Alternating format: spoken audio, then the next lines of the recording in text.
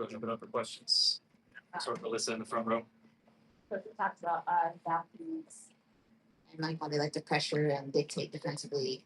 How do you want your team to respond when they kind of try to take you out of their first action?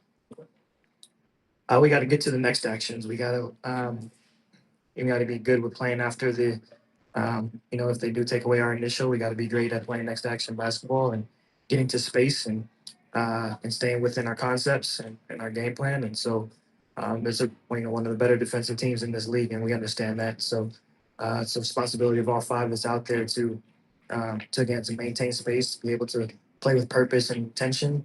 We see what we got after that. Front row on the right, Brian. Hey, Coach Nathan Califf with the Aries Group. We've seen a lot of coaches come out of the G League and have success here in the W as someone who spent some time down in the G League. Is there something in that league that prepares you for the W that you don't maybe see anywhere else?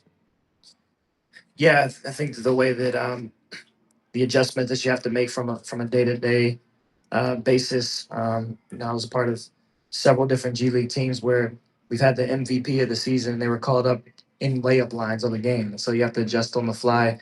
There's also an element of smaller staffs comparative to the NBA, and so I know that is changing and growing in the W. But during the time that I was in the G League in these 5 years that I've been in the WNBA, it's been a all hands on deck approach from a staff standpoint, and so there's a level of humility, but there's also a level of appreciation for the little things that may go unnoticed. There's an appreciation there, um, and I think that it just teaches you how to kind of be present in the moment and do what needs to be done.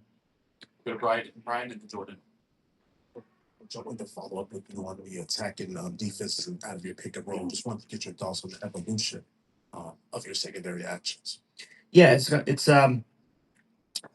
it looks a little bit, more of like what we want it to look like. I think the way that we're, some of that is, the ability to play small and space the floor a little bit. Others is just having really good decision makers on the floor, and we're adding one and Tosh coming into the mix, and so, I think we've been owning in, all throughout training camp and preseason on that level of it because as you get deeper into the season, every team knows your initial actions. Every team knows kind of what you're looking for. And so those that have the ability to get to the next action, to play a little bit of random conceptual basketball, I think that those are the teams that ended up thriving at the end. So we gotta be great at executing, but we also need to be great at improvising once those things break down. Jordan. Hey, Coach. Jordan Ken here. Good to see you again. With Camilla, explain how her role changes or expands this year with the roster developments you guys have had. I think more so than anything, it's a level of growth and maturity from a basketball standpoint that she's been able to see and still grow into. It's just her coming into her own of who she can be in this league. We've seen a lot of glimpses of it in the past, and now it's we're wanting to show that on a more consistent basis. And a lot of that is in the approach and the mindset of knowing that she can be unstoppable when she puts her mind to it, and her teammates have full trust in her. Our staff has full trust in her, and so we want to put her in different positions to be successful. But and I've talked about this before. A lot of that, kind of gets focused on the offensive end, but there is some defensive. There's a level of defensive prowess that she has, and versatility, and an ability that she has to also be dominant on that end of the floor too. And I think that is what the communication has been over the course of this season is a mindset, is instilling a mindset of dominance for her because. She has the talent, she has the will to be that, and we want her to be that for us. Front row on the right here. Hey, Coach. How surreal is it to coach against Natalie in this game? And additionally, is this something that you two talked about when you were in Vegas together? No, I think that was one of the things that got us to where we're at now, and then things that made us successful as assistant coaches is Natalie and I share the importance of being present and the importance of being where your feet at and doing the best job that you're able to do where you're at. And I think both of us were just focused on being the best that we could be for Becky and for the Aces. And then you never really know when these opportunities are able to come, but you prepare as such. Natalie and I have similar backgrounds in terms of how we've gotten here through the NBA and through the WNBA. But we're students of the game. We're appreciative of people. We lean into that, and then we trust in our work. And it's a blessing that both of us are here here today. Second row on the left. I also wanted to ask about Natalie, so perfect segue. When you look at the Valkyries as a team, what are the qualities that to you reflect who Natalie is as a coach?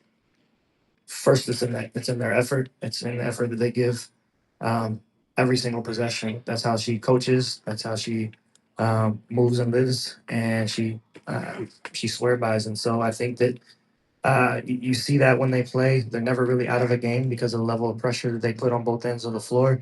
There's just a never quit mindset from them, and that's what Natalie exudes. And so, and then there's a level of fight and grittiness to them too, where if you look at Natalie's basketball playing career, she started as a walk-on at UCLA and worked her way up and became a starter eventually. And she's grinded the same type of way as a coach. And so that's all reflective in how her team plays there in Golden State. Second row on the right. Hey, Coach Connor Pascal from the podium finish. Courtney Vandersloot, I know she's still working her way back into playing shape.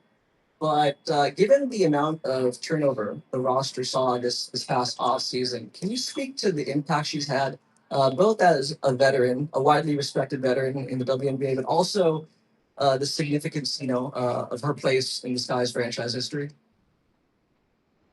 I think I'll start with the last part of your question first. Her place in Sky basketball history. We're hopeful that she plays 100 more games with us, but she doesn't have to play another game with the Sky for her place in Sky basketball history to be etched in stone. And so that's what she means to the city. That's what she means to the organization. She's done a lot, but there's still more to give, and there's still more that she wants to give and wants to do in a Sky uniform, and that's why she came back. And when you think about how the roster has kind of take shape since she's been here throughout this off season, they wouldn't be here if they didn't want to be part of that as well. If they didn't want to play with Sloop. And so um, she's been open to the changes that we've made. There's an understanding there that she's going to fit right back into where she left off with this new group.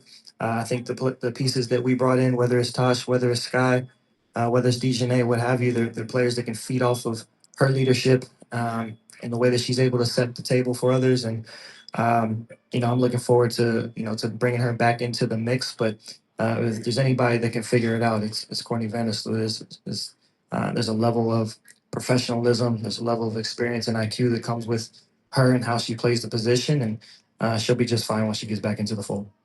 Got time for a few more. We'll go to front row on the left. Hi, Coach. My name is Femi Nadifeso for New Central TV Nigeria. I know Coach Rena Wakama is on the bench as the women's national team coach, and they played a couple of preseason games with the NBA team.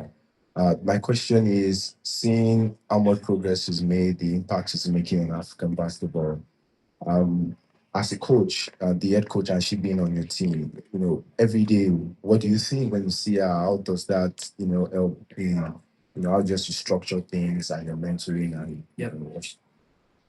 Yeah, I appreciate that question. When we hired Rena, I literally cold called her. She had no idea who I was. I only had seen her from watching her games, in the Olympics or in FIBA, and I liked what she did. I liked how hard her teams competed with less talent and the passion that they played with.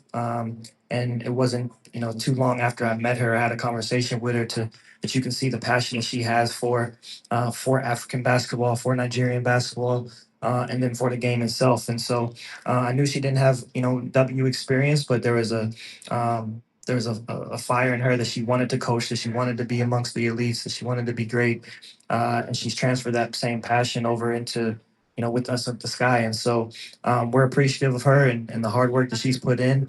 I think this last year and a half has been more about her learning the league and the players in the league. And but from a coaching standpoint, the work ethic is there, the mind is there, and the passion is there. So that's going to continue to carry her. And I think we're all understanding that she won't be with us for long. And so we're going to appreciate her and enjoy her while she's here before she moves on to being a head coach in this league or elsewhere. Your second row on the right, and then we'll close out for Alyssa. On those ACES staffs, what do you think was uniquely valuable about being an assistant? You think really benefited you and Natalie? Without question, it's Becky's ability to allow her assistants to be themselves and to work in a way that's authentic and unique to them as an individual. I think it's the same with the players.